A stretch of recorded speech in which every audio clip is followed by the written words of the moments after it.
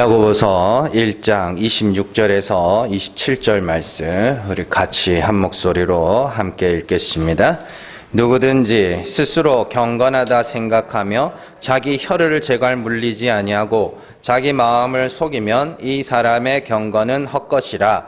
하나님 아버지 앞에서 정결하고 더러움이 없는 경건은 곧 고아와 과부를 그 환난 중에 돌보고 또 자기를 지켜 세속에 물들지 아니하는 그것이니라. 아멘.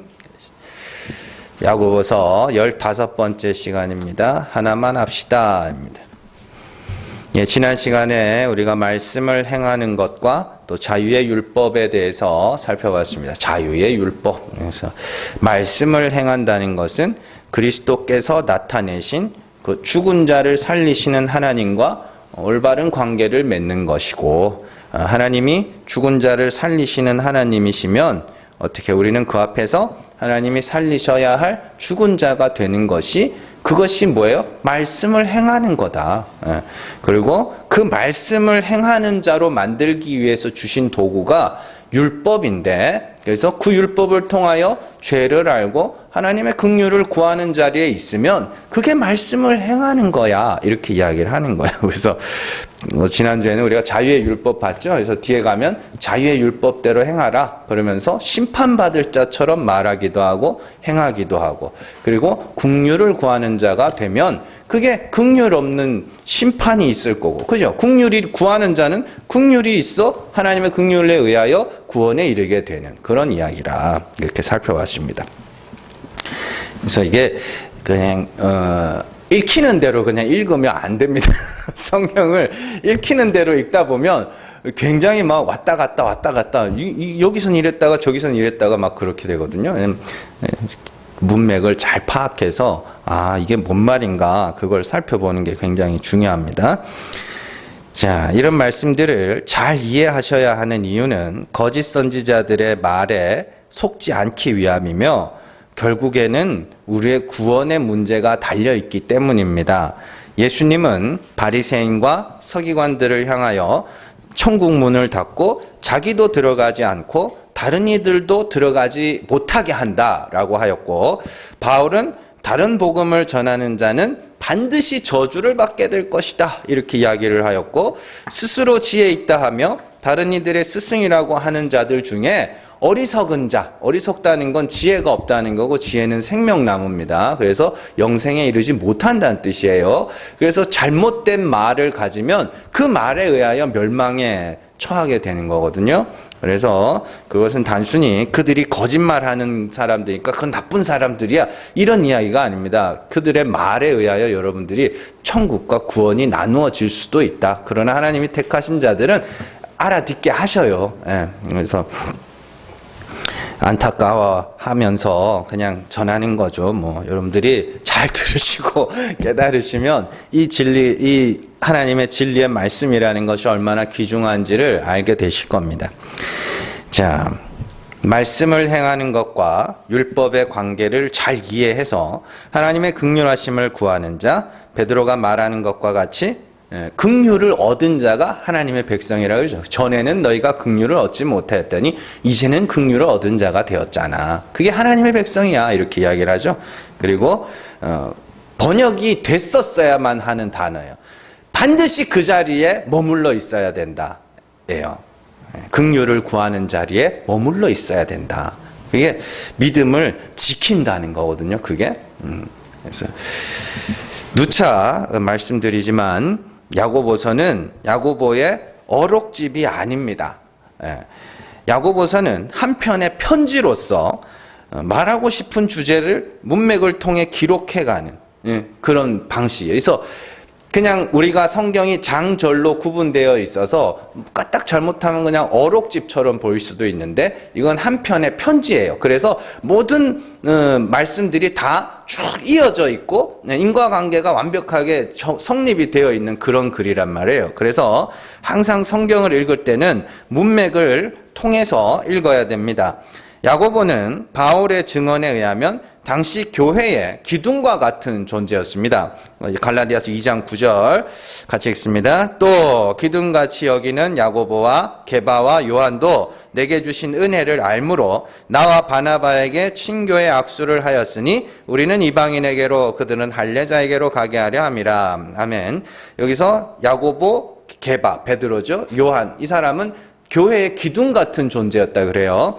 기둥 같은 존재라는 것은 단순히 그가 교회 안에서 행정적으로 중요한 인물이 아니라 교리적으로 신학적으로 중요한 인물이었다는 뜻입니다. 행정적으로 중요한 인물이라는 것은 그가 없으면 교회의 운영이 안 되는, 그래서 그런 의미지만 교리적 신학적으로 중요한 인물이라는 것은 그들이 없으면 교회의 존재의 의미가 흔들릴 수 있는 그런 사람들이었다는 뜻이에요.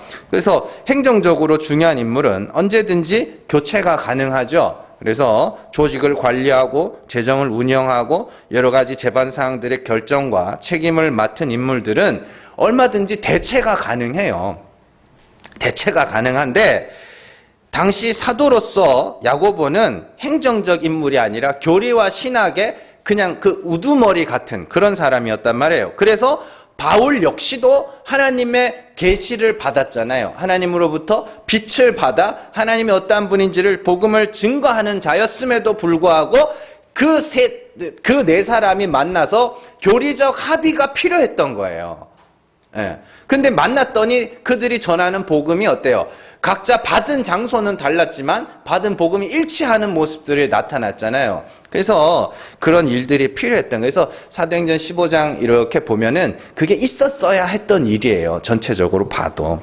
자, 이처럼 교회의 그 신학적 기둥이었던 야고보가 흩어져 있는 12지파, 지금 야고보서 1장 1절에 나오잖아요. 흩어져 있는 12지파, 교회, 영적 이스라엘은 교회에게 하고 싶은 말을 쓴 것이 야고보서란 말이에요. 그냥 우리가 요즘에 보면은 그런 책 읽기 중에 제일 나쁜 책 읽기가 뭐냐면 그 책들 중에 이렇게 명언집들 있죠. 그런 거는 좀 읽지 마시고 그런 명언집들은 읽지 마시고 읽으시려면 원전을 읽으시라고요. 그래서 어쨌든 제가 말씀드리고자 하는 것은 지금 야고보가 쓰고 있는 이 글, 편지가 그의 어록집이 아니며 철저하게 야고보가 교회들에게 하고 싶은 말을 어떤 주제를 갖고 써내려가고 있다라는 것을 여러분들이 잘 기억을 하셔야 되고, 그래서 이 말씀을 읽을 때에 그냥 요 부분만 따서 그렇잖아요. 야고보서 하면 여러분들 제일 생각나는 게 뭐예요? 행함이 없는 믿음은 죽은 믿음이다. 그것만 따서 믿음은 구원 오직 믿음으로 의인데 바울이랑 서로 다른 말을 하네. 사실은 뚜껑 열어보면 다 똑같은 말인데 그렇잖아요. 그래서 그렇기 때문에 여러분들이 문맥을 통해서 성경을 읽어 나가야 된다라는 것을 말씀드렸습니다. 자, 그렇다면 지금 야고보가 하나님이 진리의 말씀으로 너희를 낳았다, 자유의 온전하게 하는 자유의 율법으로 행하라, 이런 말들을 왜 하고 있느냐? 왜 1장에서 그런 이야기들이 쭉 이어져 왔을까요? 2장 1절에 나오는 내 형제들아 영광의 주 곧 우리 주 예수 그리스도에 대한 믿음을 너희가 가졌으니 사람을 차별하여 대하지 말라, 그 말을 하고 싶은 거예요. 진리의 말씀으로 행한다는 건 뭐예요? 내가 없음이며 하나님의 은혜만이 나를 있음으로 만들 수 있다는, 그게 진리의 말씀으로 행하는 거 아닙니까? 그런 마음을 가진 자들에게 뭐 하는 거예요? 차별하지 마. 그 이야기를 하는 거예요. 어떻게 이어지는지 아시죠? 너희 다 죄인이고 하나님의 은혜 아니면 너희 다 죽어야 될 자임을 알잖아. 그런데 왜 누가 더 믿음이 좋다, 누가 더 믿음이 없다, 이따구 짓을 왜 하고 있느냐? 그렇게 이야기를 하는 거예요. 그 차별하지 마, 이렇게 말씀이 이어지는 거란 말이에요. 그래서 2장 1절에 나오는 차별하지 말라는 말을 이어가기 위해서 그 진리의 말씀, 이런 이야기들을 쭉 해나갔던 거예요. 그 앞서 우리가 읽은 19절에서 25절의 말씀은 하나님은 죽은 자를 살리시는 분이라는 진리의 말씀이 너희를 낳았기 때문에 너희는 그 말씀대로 죄로 죽고 하나님의 긍휼하심을 바라야 하는 자다라는 것을 말한 이후에 2장에서 차별하지 마라는 이야기로 이어가고 있는 거예요. 그리고 그 중간에 오늘 말씀이 기록되어 있다는 것은 지금 너희 안에 진리의 말씀을 행하지 못하여, 말씀대로 행하지 못하여 차별이 일어나고 있어 라는 이야기가 그 안에 끼어 있는 거란 말입니다.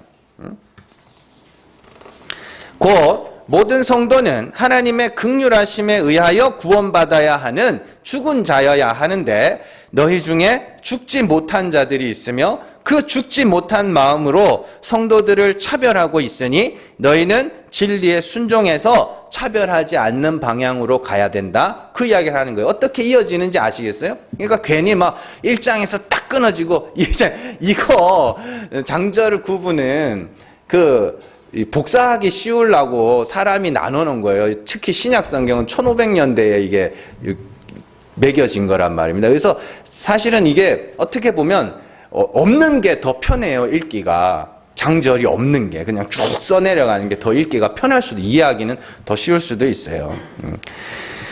자, 그렇다면 교회 안에서 어떤 차별이 있었으며 그 차별의 원인이 뭔지를 한번 살펴보도록 할게요.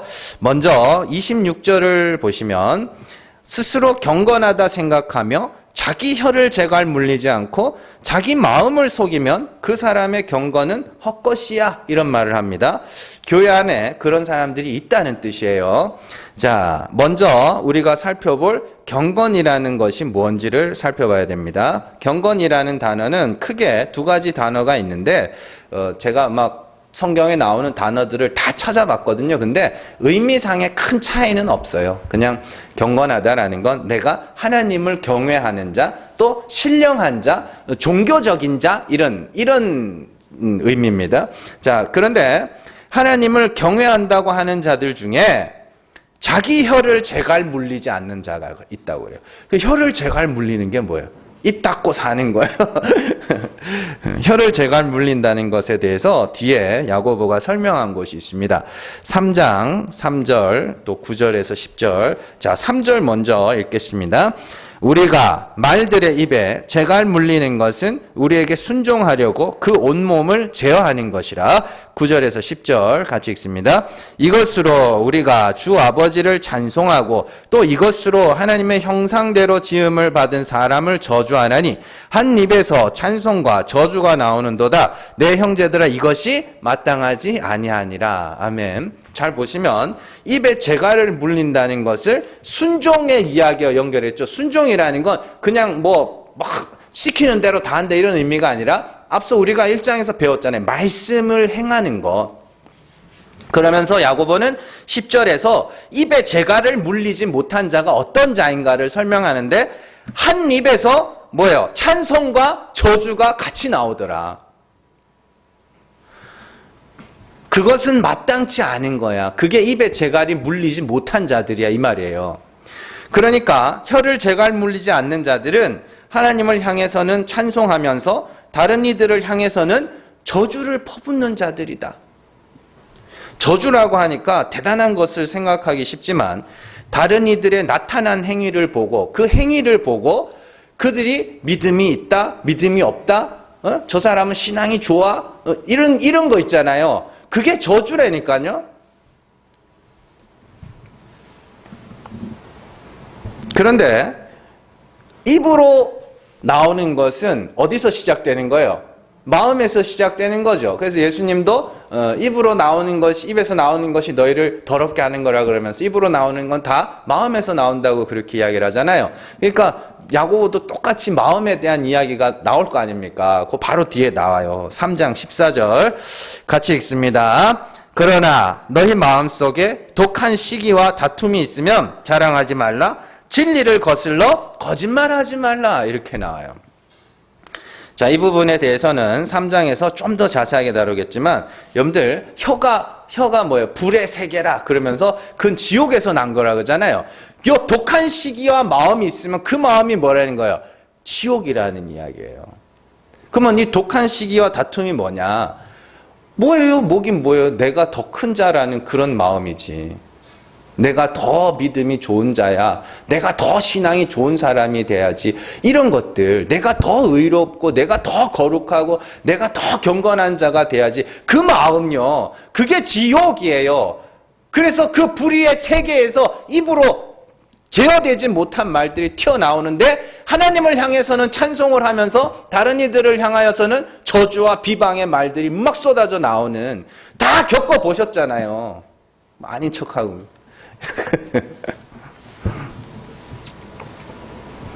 그게 진리를 거슬러 거짓말하는 거니까요. 진리는 뭐예요? 죽은 자를 살리시는 하나님이 진리잖아요. 그래서 나는 죽은 자고 나는 하나님의 긍휼하심만이 나를 구원할 수 있다고 고백하는 그 자들이 왜 거짓말을 하느냐는 거예요. 너 예수 아니면 아무것도 아니라며, 하나님의 은혜가 아니면 아무것도 아니라며, 왜 그런데 너희들끼리 그렇게 누가 크다 누가 작다 누가 더 의롭고 누가 덜 의롭고 그런 것들 갖고 왜 그렇게 한 입에서 두 말이 나와 입술에 재갈 물리지 못한 것들아, 이렇게 이야기하는 거예요.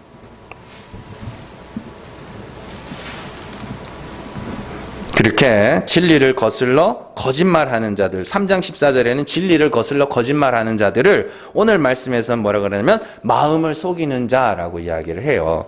마음을 속인다는 것은 마음에 심겨진 진리의 말씀대로 행하지 못하는 자.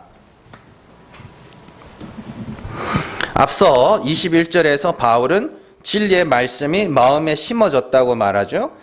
진리는 죽은 자를 살리시는 참 하나님, 그리고 그 말씀은 살았고 운동력이 있어 그 말대로 되어간다 그랬습니다. 진리를 따라 우리는 죽은 자를 살리시는 하나님 앞에 내 허물과 죄로 죽어야 합니다. 그렇게 허물과 죄로 죽은 자들이 하나님의 긍휼하심을 온전히 바라는 것이 자유의 율법대로 행하는 것이며 말씀을 행하는 자들이라 제가 지난주에 말씀드렸잖아요. 그러면 교회 안에서 예수를 믿는다고 하는 자들은 모두 죄로 죽는 일이 있어야 되는데, 그 중에 진리를 거슬러 거짓을 말하는 자들이 있더라. 그래서 긍휼을 부르짖는 그 자리에 머물러 있어야 되는데 자꾸 그 자리를 뭐 하는 거예요? 벗어나서 나의 의, 나의 거룩, 나의 행위 이런 것들을 자꾸 드러내려고 하는 자들이 있는데 그들이 진리를 거슬러 거짓말을 하는 자들이다, 이렇게 이야기를 하는 거예요. 성경은 반복해서 하나님은 사람을 외모로 취하지 않으시는 분이다 말씀하고 있어요. 곧 하나님은 사람의 나타난 행위로 그를 의롭다 하시는 분이 아니며 온전히 하나님의 긍휼하심을 구하는 자들을 구원하시는 분이에요.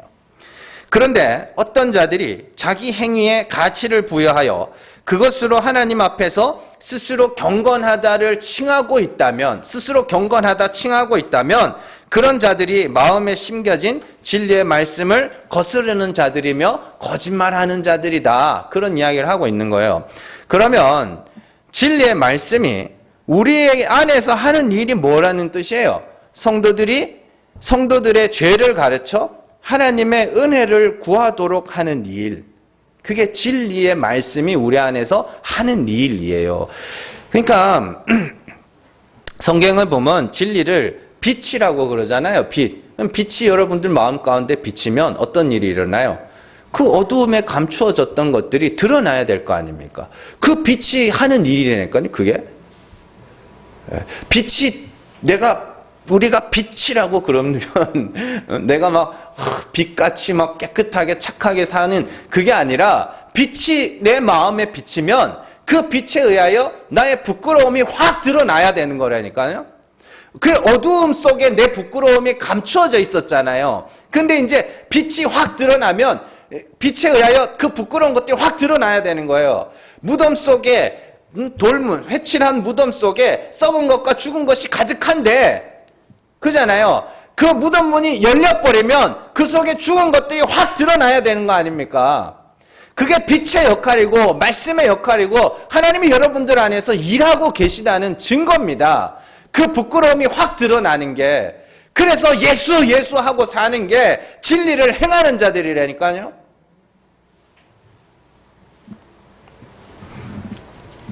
그런 자들에게서는 차별이라는 것이 나올 수가 없어요. 내 부끄러움을 봤는데, 무슨 차별을 하겠어요. 그래서 옛날에 저기 뭐야 밤에 자다가 오줌 싸면은 이거 뒤집어 쓰고 소금 얻으러 다니겠잖아요. 그 부끄러움을 겪게 하는 거거든요. 이렇게. 그래서 이제 막 동네 애들 막 놀려요. 저거 쌌다고. 그냥 시간이 좀 지나면 어떻게 돼요? 다 다 싸거든요. 그 이제 놀리는 사람이 없어지는 거예요.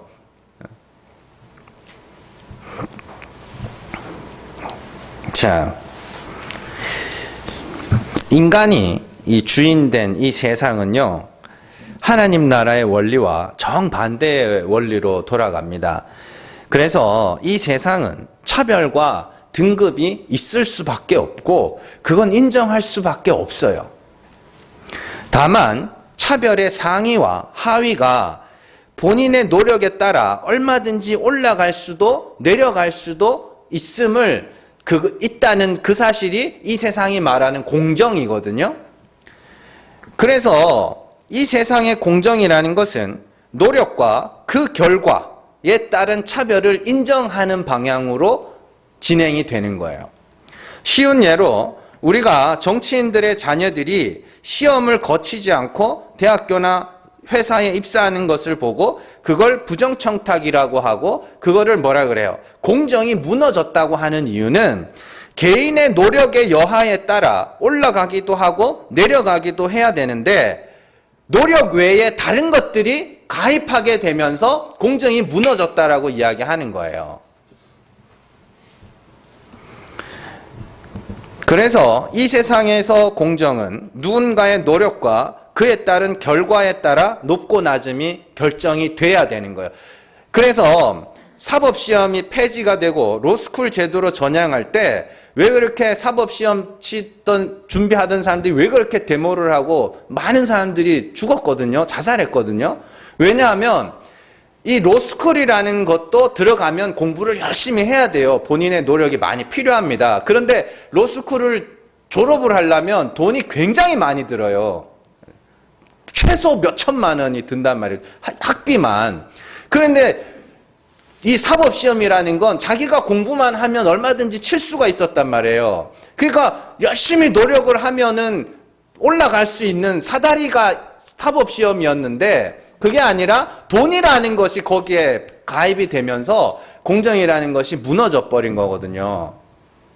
아니 뭐 쉽게 설명해서 제가 뭐 취업을 준비하고 있는데 저는 열심히 막 공부도 열심히 하고 또 준비도 열심히 해서 했는데 어떤 사람이 뭐 병원장이랑 친한 사람 아들이라고 데려가 보세요. 그럼 그게 공정이 무너졌다 그러는 거지. 돈뿐만 아닙니다. 그래서 지금 우리나라는 공정이 무너져 가고 있어요. 성별이나 그죠? 요즘에 뭐 여자면 뭐 여자를 채용하면 점수를 더 주고 뭐 희한한 짓거리들을 하고 있더만요. 학연이나 혈연이나 지연이나 인맥이나 가문이나 뭐 진영이나 이런 거. 그렇죠? 옛날에 열심히 데모하던 사람들은 또 대학 들어갈 때 특혜가 있더만요. 이게 공정이 무너지고 있는 거예요, 사실은. 이런 것들이 노력 외에 섞이면 섞일수록 그게 불공정한 세상이 돼가는 거예요. 그래서 사실은 사람 냄새는 안 날수록 공정한 거예요. 사람 냄새라는 게 뭐예요? 좋은 게 좋은 거지. 뭐 내 친한 친구 들어가고 이런. 그게 이 세상의 공정의 원리입니다. 이 세상의 공정은 인간의 노력과 그 결과에 따라서 높낮이가 결정되는 것이 이 세상의 공정인데 하나님 나라의 공정은 그렇지가 않습니다. 하나님 나라의 공정은 모두가 빵점으로 내려가서 하나님의 100점이 그들에게 주어짐으로 구원에 이르게 되는 그게 하나님 나라의 공정에서 진짜 평등은 천국에서만 실현될 수 있는 거예요. 진짜 평등. 인간의 노력과 인간의 행위는 완전히 묵살되고 더해질 수도 없으며 온전히 하나님의 은혜만으로 구원에 이르게 되는 그래서 천국에는 차별이 없어지고 그 천국의 원리로 교회도 작동되기 때문에 교회 안에서도 차별이 있어서는 안 된다라고 이야기를 하는 겁니다. 이 세상의 차별 없음, 이 세상의 평등은 일정 수준에서 평등이거든요. 그래서 예를 들어서 연봉이 뭐 연봉이 2천만 원 이하로는 국가의 보조를 받고 연봉이 2천만 원 이상이 되면 국가의 보조에서 제외된다고 치자고요. 그게 이 세상의 평등이라고 치자고요. 그러면 1999만 원을 받는 사람은 보조를 받고 2001만 원을 받는 사람은 보조를 못 받는 게 되잖아요. 그러면 보조를 못 받는 사람은 그게 뭐 불평등하다고 그러고 뭐 하여튼 이런 일들이 생기는데 천국의 원리는 그렇지가 않아요. 완전히 빵점으로 내려간 자들이 하나님의 은혜로만 구원받아서 거기서 우리가 아까 전에 찬양했듯이 구원하심이 하나님과 어린 양께만 있습니다 라는 그런 노래를 부르는 것이기 때문에 천국에서는 그 누구도 스스로 여기에 왔다라고 할 수 있는 자가 없어야 되는 거예요. 하나님 나라는 그렇게 인간의 노력이 완전히 삭제되고 온전히 하나님의 은혜만 높임을 받는 곳이기 때문에 하나님 나라만이 완전한 평등이 실현될 수가 있는 곳이죠. 구원받은 자들이 단 한 사람도 자기가 뭔가를 했다는 말을 할 수 없는 곳, 그것이 하나님 나라입니다. 그런 하나님 나라 백성으로 부르심을 받은 자들에게 하나님은 진리의 말씀을 그 마음에 심어 그 말씀으로 그들을 하나님 나라 백성으로 지어 가시는 거예요. 그래서 낮아짐이라는 방향성을 갖고 그렇게 우리를 인도해 가시는 거란 말입니다. 인간의 모든 행위를 부정하시고 죄를 가르쳐 그 죄를 사하시는 하나님의 은혜와 긍휼, 그리스도의 십자가만이 높임을 받는 곳이 하나님 나라예요. 그러한 진리의 말씀을 받은 자들이 자기의 노력으로 맺은 행위들을 근거로 높고 낮음을 판단하게 되면 그것이 입술을 재갈 물리지 못한 자들이며 진리를 거슬러 거짓말하는 자들이다. 그렇게 이야기를 하는 거예요. 그렇게 헛된 경건을 말한 야고보가 진짜 경건이 무엇인지를 설명하고 있습니다. 하나님 아버지 앞에서 정결하고 더러운 것이 없는 진짜 경건이 있다고 그래요. 그러면서 앞서 스스로 경건하다 생각하여 자기 행위를 근거로 다른 이들을 비방하고 판단하며 그것으로 차별하는 자들의 경건은 헛된 경건이다. 이렇게 이야기를 하는 거죠. 그래서 야고보가 앞서 더러운 것과 넘치는 악을 내버리라 이런 말들이 나오는 거예요. 야고보서 1장 21절 같이 읽습니다. 그러므로 모든 더러운 것과 넘치는 악을 내버리고 너희 영혼을 능히 구원할 바 마음에 심어진 말씀을 온유함으로 받으라. 아멘. 모든 더러운 것, 넘치는 악이라는 게 뭐예요? 아, 너희의 못된 행실은 버리고 착한 삶은 살아야지. 이게 아니라 너희가 믿음에다가 뭔가 더하여 섞을 수 있다고 생각하는 그 모든 것이 다 뭐예요? 더러운 거야. 인간의 존재와 그로부터 나오는 모든 것들을 다 부정하는 말이에요, 이게. 믿음으로만 채워져야 되는데 여기에 뭔가 다른 게 섞여버리면 어떻게 되는 거예요? 그게 더러운 거라니까요.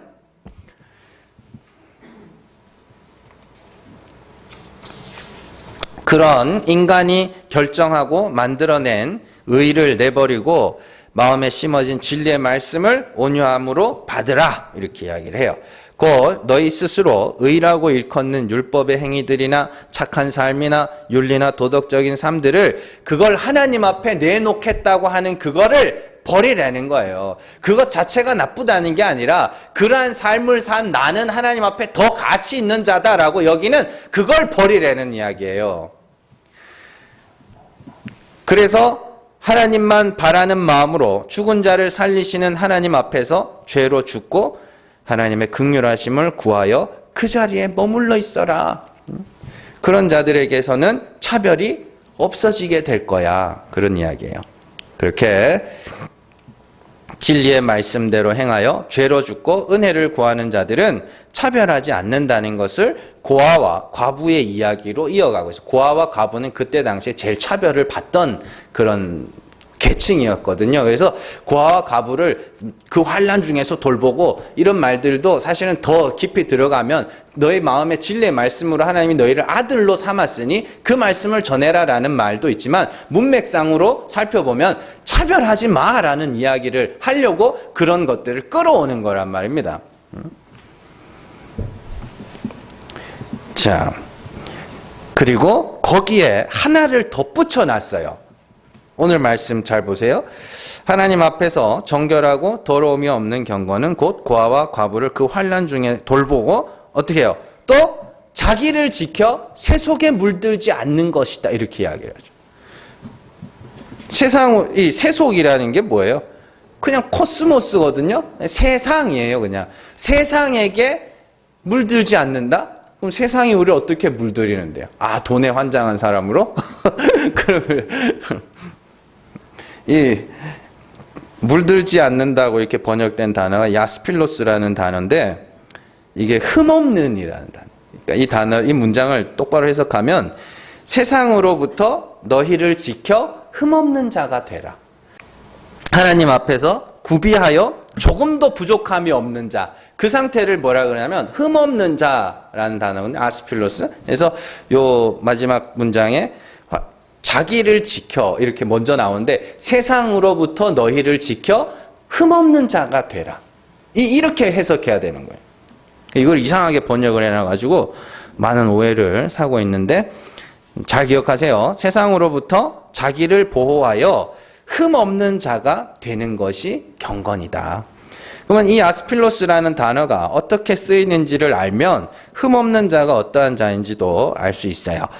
자, 흠없는 자는 아까도 앞서도 말씀드렸지만 구비하여 조금도 부족함이 없는 자가 흠없는 자고 구비하여 조금도 부족함이 없는 자가 어떤 자라 그랬어요? 완전히 하나님의 은혜로만 구원받는 자가 흠없는 자라 그랬습니다. 그 어떤 자기 자랑도 없고 완전히 하나님의 은혜와 하나님의 긍휼하심만을 바라는 상태. 그게 완전한 흠없는 자라니까요. 자, 디모데전서 6장 14절에서 18절입니다. 같이 읽습니다. 우리 주 예수 그리스도께서 나타나실 때까지 흠도 없고 책망받을 것도 없이 이 명령을 지키라. 기약이 이르면 하나님이 그의 나타나심을 보이시리니 하나님은 복되시고 유일하신 주권자이시며 만왕의 왕이시며 만주의 주시오 오직 그에게만 죽지 아니함이 있고 가까이 가지 못할 빛에 거하시고 어떤 사람도 보지 못하였고 또 볼 수 없는 이시니 그에게 존귀와 영원한 영광을 돌릴지어다. 아멘. 보시면 14절에 주 예수 그리스도께서 나타나실 때까지 흠도 없고 책망받을 것도 없이 이 명령을 지키라. 그러고 이 명령이 뭐냐면 하나님께만 존귀와 영광을 돌려라. 뭔 말인지 아세요? 그게 흠없는 자야. 아스필로스예요. 그게 14절에. 베드로전서 1장 18절에서 21절입니다. 같이 읽습니다. 너희가 알거니와 너희 조상이 물려준 헛된 행실에서 대속함을 받은 것은 은이나 금같이 없어질 것으로 된 것이 아니요 오직 흠없고 점없는 어린 양 같은 그리스도의 보배로운 피로 된 것이니라. 그는 창세전부터 미리 알림 바 되시니나 이 말세에 너희를 위하여 나타내신 바 되었으니 너희는 그를 죽은 자 가운데서 살리시고 영광을 주신 하나님을 그리스도로 말미암아 믿는 자니 너희 믿음과 소망이 하나님께 있게 하셨느니라. 아멘. 19절에 오직 흠없고 나오죠. 이게 아스필로스예요. 흠없고 점없는 어린 양 같은 그리스도의 보배로운 피. 그걸 믿는 게 흠없는 거라니까요. 그러면 세상으로부터 보호하여 흠없는 자가 된다고 했을 때 세상은 뭐예요? 그럼 여러분들 세상은 뭐예요? 제가 참 중고등부 때부터 많이 들었더니 세상과 타협하지 맙시다. 세상과 타협하지 맙시다. 그래서 기껏 한다는 게 술 안 먹고 담배 안 피고 그게 그냥 세상과 타협 안 하는 거라고 그러는데 세상과 타협하는 게 뭐예요? 세상이 여러분들한테 어떻게 합의 나랑 좀 이렇게 좀 속된 말로 쇼부 좀 보자 이러든가요? 에? 세상이 여러분들하고 어떻게 타협을 하냐고요. 세상이라는 건 율법의 세상이에요. 율법의 세상이 믿는 자들과 어떻게 타협하냐면 믿음에다가 아무리 믿음으로 구원받는다고 해도 이건 해야지 저건 해야지 믿는 자가 이렇게 살아야지 저렇게 살아야지 요게 세상과 타협하는 거거든요. 근데 세상과 타협하지 말라 그러면서 세상과 타협시키는 거예요. 뭔 말인지 아시겠어요? 로마서에 가면 사도 바울이 그럽니다. 거짓말하지 말라 하는 네가 거짓말하느냐? 간음하지 말라 하는 네가 간음하느냐? 이게 뭐냐면 너 자꾸 왜 지키지도 못할 율법을 가르쳐? 율법의 선생들아.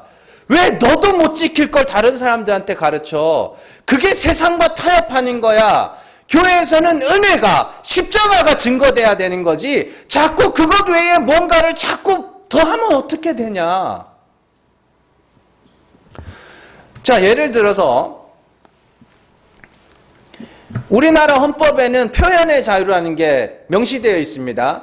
무슨 말을 해도 돼요. 그런데 사람들이 뭐라 그러냐면 아무리 표현의 자유도 좋지만 이건 말하면 안 되지.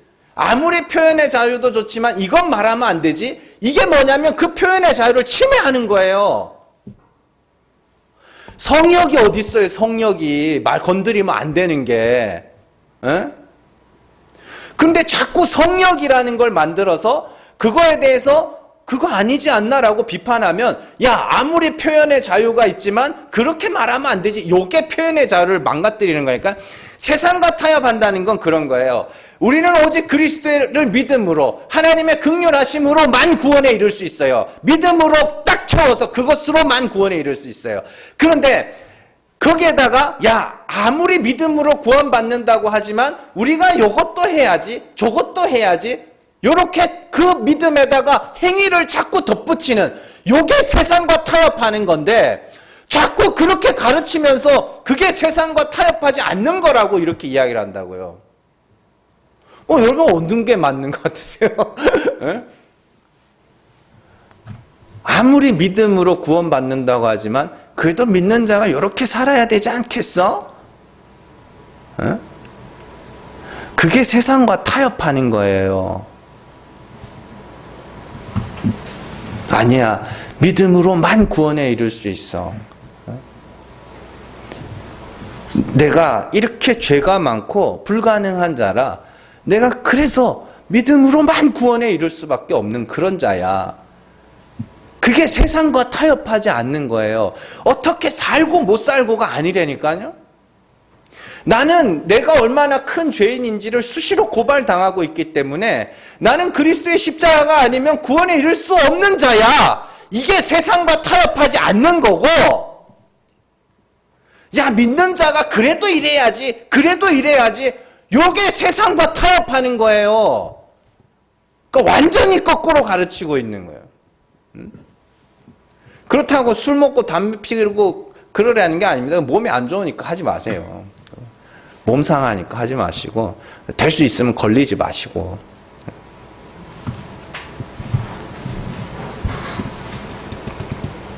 그게 흠없는 자리니까요. 그게 세상으로부터 자기 율법이라는 세상에서 자기를 지켜 어떻게 해요? 그리스도만 의지하는 믿음으로 딱 채워져서 거기에 어떤 인간의 그 행위가 그 안에 더하지 못한 그 상태, 그 흠없는 자로 하나님 앞에 너희가 발견되기를 원한다. 이렇게 이야기하는 거예요.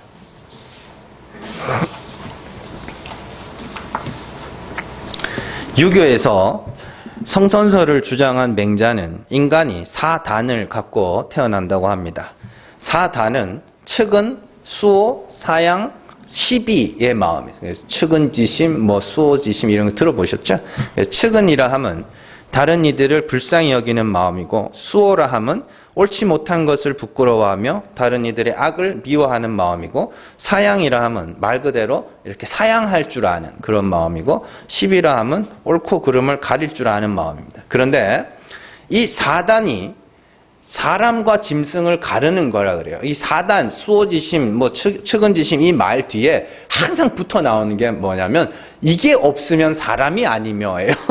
그 말이 붙어 나와요.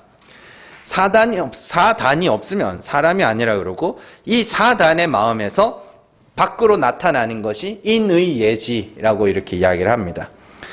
이런 맹자의 마음으로 오늘 말씀을 보면 사람들은 측은지심을 갖고 어려운 사람들을 도와주는 게 경건이지 이렇게밖에 못 봐요. 그러나 그게 사실은 나쁜 거예요. 왜냐하면 맹자의 가르침에서 맹자는 그 4단이 없으면 사람이 아니라 그래요. 그러면 거기서 이미 뭐가 생겨요? 차별이라는 게 생긴다니까요. 사람인 자와 사람이 아닌 자로 이미 나눠지는 거예요. 거기서. 사단이 있는 자는 사람이고 사단 중에 하나도 없으면 사람이 아니라는 것은 사단에 의하여 인간과 인간 아닌 자의 분리와 차별이 일어난다는 것이죠. 오늘 말씀은 사실 그것과는 반대예요. 맹자의 가르침을 세상의 가르침이라고 하고 거기서 너희를 지켜라. 너희는 사단은 고사하고 하나님의 은혜가 아니면 다 죽을 자야.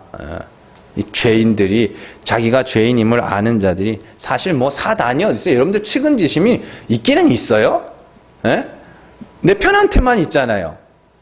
그죠? 내 편한테만 있죠. 예? 나쁜 사람들한테는 뭐예요? 나쁜 사람들한테는 내 편 아닌 사람들한테는 그 사람이 망하면 박수 치잖아요. 측은지심이라는 게 있기는 있냐고요. 응? 그렇잖아요. 우리나라가 지금 뭐 이렇게 전염병 때문에 말들이 많습니다만은 우리나라하고 이 다른 외국하고 차이가 그거예요. 우리나라는 걸리잖아요? 걸리면은 욕해요. 손가락질하고. 근데 사실은 걸리면은 아이고 어쩌다 걸렸어 이렇게 해야 되거든요.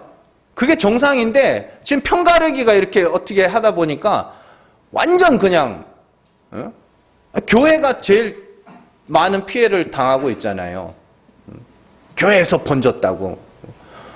교회 때려 죽여야 된다고. 아니 걸렸으면 불쌍히 그 여기고 안타까워할 줄 알아야지.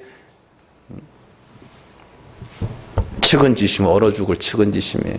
다 사이코패스들이지. 공감 능력 하나도 없잖아요. 내 편한테만 겨우 발동하는 게 무슨 그게 측은지심이라는 거예요. 우리는 그것밖에 안 돼요. 그래서 우리는 하나님의 은혜로만 구원에 이를 수밖에 없는 자들이라니까요. 근데 뭘 자꾸 거기에 더하겠다 뭐 그런 소리를 하냐고. 세상과 타협하지 마세요. 세상이 아무리 믿음으로 구원 얻는다 해도 그래도 이렇게 살아야지 저렇게 살아야지 그렇게 우리를 타협해 온다니까요. 그렇게 여러분들 그거 많이 들으셨잖아요. 그때 여러분들이 타협해 오셨잖아요. 그래 아무리 믿음으로 구원 얻는다 해도 사람이 이렇게 살아야지 저렇게 살아야지 그러면서 슬슬 물들면서 그렇게 살지 못하는 자들을 정죄하고 판단하고 그들을 차별하고 살지 않았습니까? 그게 세상과 타협하는 건데 차별을 만들어내는 건데 완전 거꾸로 배우고 엉뚱한 말들이 여러분들 안에 있어서 지금까지 그렇게 속아온 거 아닙니까? 이제는 좀 진리 앞에서 거짓말하지 마세요. 이제 좀 보시라니까요. 자기 자신을 보시고 나는 예수 십자가 아니면 아무것도 아님을 그걸 아시라고요. 그래야 여러분들이 진리 앞에서 거짓말하지 않는 자라고요. 그게. 그래야 입술에 재갈을 물릴 수 있을 거 아닙니까? 함부로 다른 이들을 저주하거나 비방하거나 하지 못할 거 아닙니까? 예? 차별하지 못할 거 아닙니까? 자꾸 믿음에다가 엉뚱한 것들을 자꾸 썩잖아요. 그렇게 타협해온 거 아닙니까?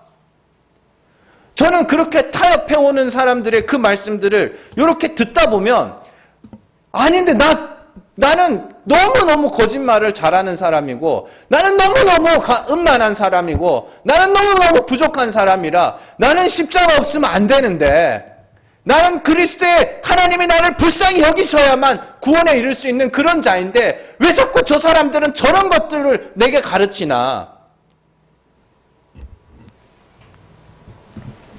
그거 아닙니다, 여러분들.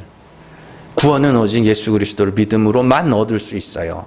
그 마음을 지키는 게 세상과 타협하지 않는 거고 그 마음을 지키는 것이 세속에 물들지 않는 거고요.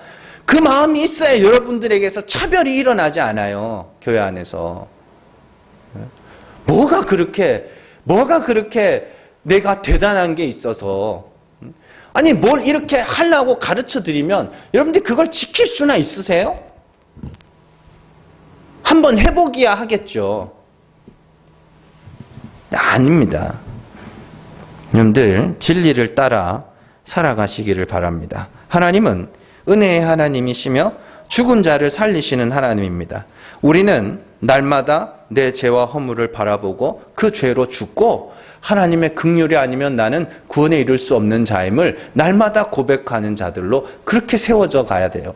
그리고 그 은혜를 깨달은 자들이 반드시 살리실 것이라는 그 믿음이 여러분들 안에서 역사할 때 여러분들에게서 복음이 증거되어 가고 하나님의 은혜가 찬송처럼 다른 이들에게 흘러가는 거란 말이에요. 찬송처럼. 자랑이잖아요, 그게. 이런 말씀들을 단순한 계명으로 보지 말고 어떤 원리로 차별하지 말라고 하는지를 잘 이해를 하셔야 돼요. 진리 앞에서 거짓말하지 마시고 여러분들이 입술에 재갈을 물리시라니까요. 자유의 율법 앞에서 내가 어떠한 자인지를 보고 그것을 잊어버리지 않고 나는 하나님의 긍휼하심을 받아야 구원에 이를 수 있는 자임을 늘 기억하고, 그게 자기 자신을 거울에 비춰보고 잊어버리지 않는 거라니까요. 늘 기억하고 그 자리에 거하면 내가 다른 이들을 판단할 수 없다는 걸 알게 될 겁니다. 그래서 함부로 누가 믿음이 좋다, 누가 믿음이 없다 그런 소리 하지 말고 그 입에 재갈을 물리고 너도 나도 모두 하나님의 은혜로 구원에 이를 수밖에 없는 그런 자입니다. 그게 차별이, 교회 안에서 차별이 없어지는 거예요. 세상과 타협하지 마세요. 절대로 타협하지 마세요. 믿음 외에 다른 것들을 자꾸 섞으려고 그러면 안 돼요. 그래서 하나님이 진리의 말씀으로 나를 그렇게 만들어 가시는 거예요. 십자가만 의지하도록, 하나님의 긍휼하심만 구하도록 하나님의 진리의 말씀이 여러분들 안에서 그렇게 역사하기를 바랍니다. 그런 일들이 있어야 돼요. 그래서 나는 하나님의 은혜로만 구원에 이를 수밖에 없는 그런 자야. 그 자리에 있을 때 차별이 없어지고 도리어 사도 바울이 빌립보서에서 말한 바와 같이 다른 이가 나보다 더 낫게 보이는 일들이 일어나는 거고, 잘 기억하시고 세상에서 자기를 지켜 흠없는 자로 온전히 하나님의 은혜로만 딱 채워져서 구원에 이르게 되는 저여러분들 되시기를 주님의 이름으로 축원합니다. 기도하겠습니다.